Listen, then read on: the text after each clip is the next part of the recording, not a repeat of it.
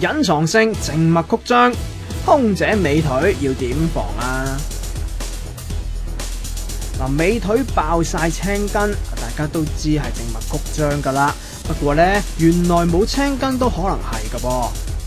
除咗話佢個病情咧比較仲係早期，血管未脹起突出嚟之外咧，咁亦都有一種情況就係咧，佢嘅血管其實已經開始脹起突出嚟㗎。咁但係如果皮下脂肪比較厚啲嘅話咧，咁臨床上喺外觀上望落去咧，我哋亦都未必一定見到嘅。呢隻咧就叫做隱藏性靜脈曲張啦。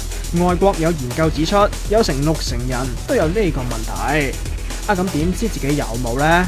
醫生就話發病初期可能只係有腳紋同埋腳水腫，事關呢靜脈曲張分0至到6期，早發現嘅話，着壓力襪或者食下藥就改善到噶啦。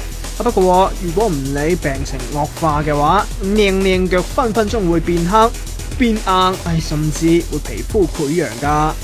唔想咁樣，各位教師、空姐、sales、OL 成日坐成日企嘅呢啲高危人士要聽住啦噃。唔好長時間坐或者企，亦都要不時伸展下隻腳。高踭鞋咧唔好成日着啊。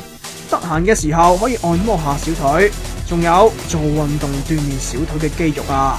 總之咧，隻腳 feel 到痛嘅時候就要留意啦。